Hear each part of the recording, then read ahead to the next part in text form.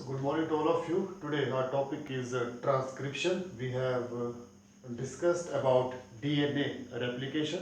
और हम लोगों ने उसमें क्या डिस्कस किया था? सबसे पहले क्या होती है? सबसे पहले होगी replication. That DNA will make its own copy. After replication, there is transcription, means mRNA synthesis, and at last is translation, means protein synthesis or gene product will be made during the process of translation. So what is transcription?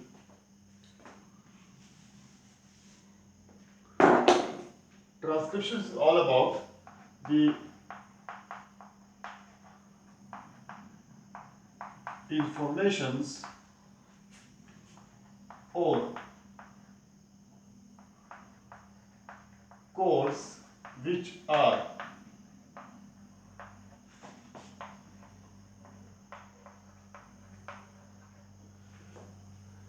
embedded in DNA in the form of genes are being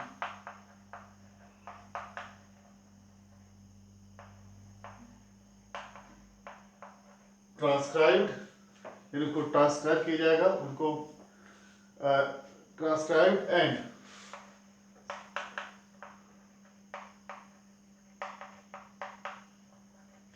transcripted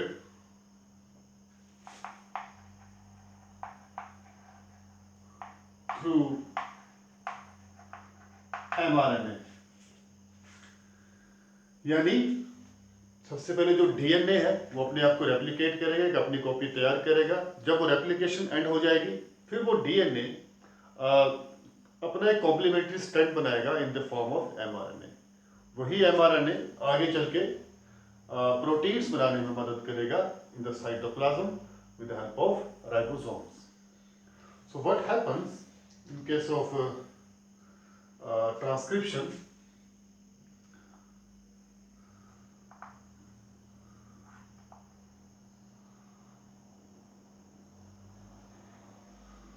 You can draw like this.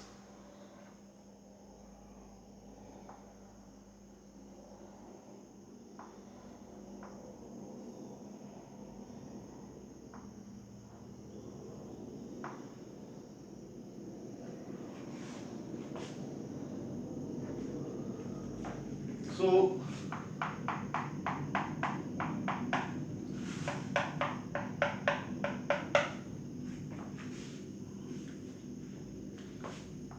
this is 5 prime, 3 prime, 3 prime to 5 prime. And here you know that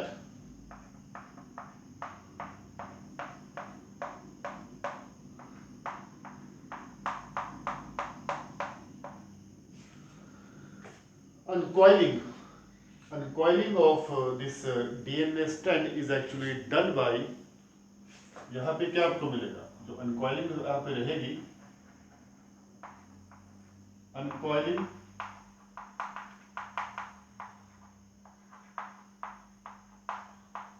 done by topoisomerase. और यहाँ पे जो base pairs, यहाँ पे जो base pairs आपस में separate होंगे, यहाँ कौन काम करेगा? Helicase. To separate base pairs. The strand which runs along 5 prime to 3 prime, यानी वो डीएनए स्ट्रैंड जो कि 5 प्राइम से 3 प्राइम की उसकी डायरेक्शन रहती है, इसे हम क्या बोलते हैं? This is coding strand. और जिसकी डायरेक्शन 3 प्राइम टू 5 प्राइम रहेगी उसे हम क्या बोलेंगे, टेम्पलेट स्ट्रैंड। एनसीईआरटी में जैसे एक स्ट्रक्चर बनाया उन्होंने पूरा का पूरा ऐसे इस तरह से, तो उसमें उन्होंने ये उसको आप इस तरह से बना लीजिए 3 to 5, that means like this and like this here. इस साइड आपको क्या मिलेगा, promoter gene, structural gene and terminator. इसके बारे में हम लोग अच्छे से पढ़ेंगे during the topic is the gene expression और लैक ऑपेरॉन। तो लैक ऑपेरॉन में आप लोग इन सबके बारे में पढ़ेंगे कि what is a promoter gene, what is a terminating gene, what are structural genes, ठीक है, व्हाट इज इंड्यूसर। तो उन सब चीजों के बारे में पढ़ेंगे during the time of lac operon. तो आप वहां पे इन चीजों को देखेंगे। यहाँ आप सिंपली ये जान लीजिए कि ट्रांसक्रिप्शन में क्या हो रहा है। ट्रांसक्रिप्शन मैंने बोला था कि what is script, script is like a story, एक कहानी है। डीएनए के पास जो इंफॉर्मेशन इंबेडेड है, उन इंफॉर्मेशन को जो कि in the form of genes है, अब उनको बनाना है प्रोडक्ट, उनको खुद को एक्सप्रेस करना है। तो product in the form of proteins और एंजाइम्स। ओके, सो कैसे वो मैसेज भेजेगा डीएनए सेल के पास कि जाओ वो प्रोटीन बनाओ। तो जो मैसेज जो भेजेगा डीएनए, वो जो मैसेज डीएनए भेजेगा वो एमआरएनए के थ्रू भेजता है। यानी वो पहले अपने अपने डीएनए से ही खुद से ही एक अपना कॉम्प्लीमेंट्री स्ट्रैंड बनाएगा, दैट इज एमआरएनए, और उसी एमआरएनए को आगे भेजेगा साइटोप्लाज्म के अंदर ताकि वहां पे प्रोटीन्स बनाए जा सके। उस एमआरएनए के ऊपर वही जीन्स रहेंगे जो कि अपने तरह के, यानी जैसे वो जीन्स रहेंगे उस एमआरएनए के ऊपर, वो ठीक वैसे ही प्रोटीन्स बनवाएंगे जाके साइटोप्लाज्म के अंदर। ओके, सो जीन एक्सप्रेशन में इस एमआरएनए का बहुत बड़ा हाथ है। एक तरह से ये कैरियर है, this mRNA is carrier for genetic information. So this is coding strand 5 prime to 3 prime, 3 prime to 5 prime is template strand. इसमें आप चीज याद रखिएगा, when mRNA synthesis takes place, इस ये जो पूरा का पूरा जो ग्रुप बना है, ये पूरा का पूरा जो ग्रुप बनेगा, ये चीज खुलती कैसे है। जैसे मैंने बताया था कि रोप्स को अगर आप ऐसे खोलें टॉप पॉइजोमरेज से इस पूरे के पूरे क्वाइल स्ट्रक्चर को, तो सेंटर से खुल जाएगा। जिस तरह रस्सी खुल जाती है ना सेंटर से, ऐसे मोड़ने से, ठीक ये डीएनए वैसे खुल जाएगा। इस पूरे के पूरे ये पूरा का पूरा जो ग्रुप बना है सारा का सारा, इस पूरे इस रीजन में एक एंजाइम काम करता है। That enzyme is RNA polymerase. तो actually RNA polymerase catalyzes the process of transcription. Okay, RNA polymerase catalyzes the process of transcription. इस पूरे रीजन पे वो कौन काम करेगा, आरएनए पॉलीमरेज। इसमें स्ट्रेंज ये है बात कि जो कोडिंग स्ट्रैंड इसको नाम दिया गया है 5 प्राइम टू 3 प्राइम, इस कोडिंग स्ट्रैंड का नाम कोडिंग स्ट्रैंड दिया है, लेकिन इसका कोई भी काम नहीं रहता कोडिंग में। एमआरएनए बनाने में उसका कोई हाथ नहीं रहेगा। कोडिंग स्ट्रैंड और this strand does not involve in mRNA synthesis, फिर भी इसको नाम क्या दिया गया है, कोडिंग स्ट्रैंड। चलो जो नाम दिया गया वो दिया गया, but this template strand actually involves in the synthesis of mRNA. यहां क्या रहते, यहां देखिए these are न्यूक्लियोटाइड्स, ये प्रेजेंट रहेंगे। टेम्पलेट स्ट्रैंड के ऊपर एमआरएनए की सिंथेसिस रहेगी। सबसे पहले क्या होगा यहां पे सबसे पहले मान लीजिए दिस इज अ पॉइंट, इसको हम क्या बोलेंगे, this point on template strand is known as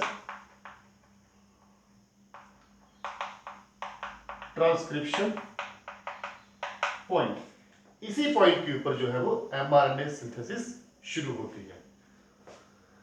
सबसे पहले यहां पे क्या होगा आगे,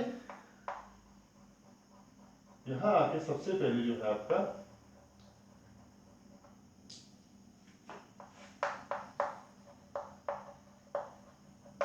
प्राइमर आके अटैच होगा। तो ये प्राइमर ही जो है मीडिएट करेगा, ये सारे सारे न्यूक्लियोटाइड्स हैं यहां ऐड होना शुरू हो जाएंगे। इस टेम्पलेट स्ट्रैंड के ऊपर सारे के सारे जो न्यूक्लियोटाइड्स हैं ये यहाँ पे ऐड होना शुरू हो जाएंगे,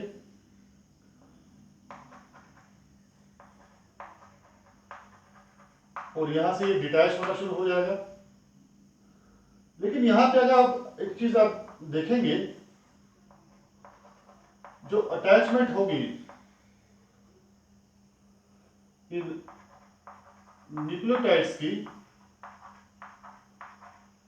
वो 3 के ग्रुप में होगी, इस तरह से।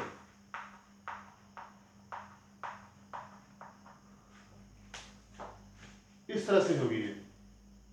इन्हें हम क्या बोलते हैं? These are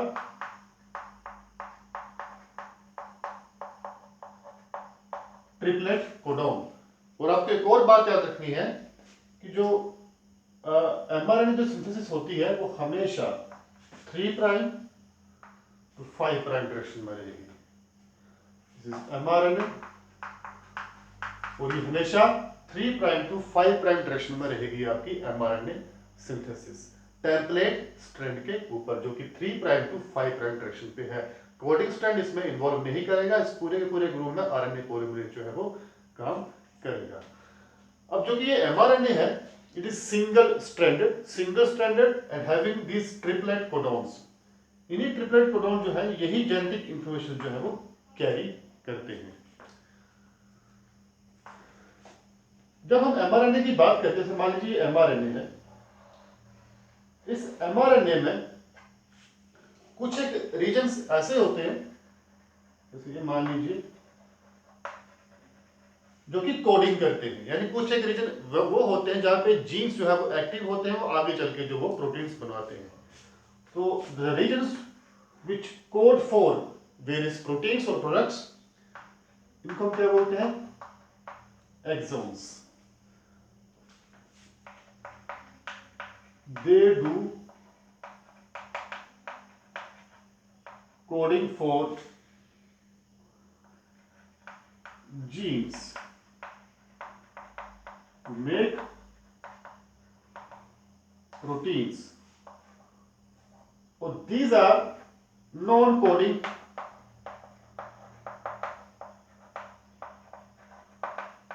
regions। तो इन्हें हम क्या बोल देते हैं? इंट्रॉन्स। ठीक है, these are non-coding regions, or you can say these exons are interacted by these non-coding regions known as introns। ठीक है, और एक टर्म हम और यूज करते हैं, लिखी हुई यहाँ पे बुक में, सिस्ट्रोनिक। तो cistronic actually segment of DNA which codes for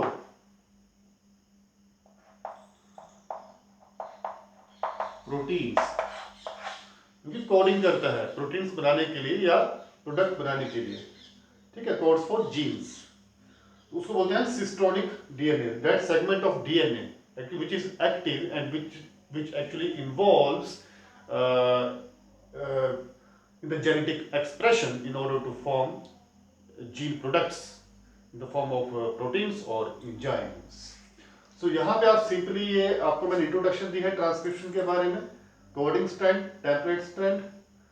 coding strand कोई भी चीज में इन्वॉल्व नहीं होता, इस पूरे ग्रुप में आरएनए पॉलीमरेज काम करेगा।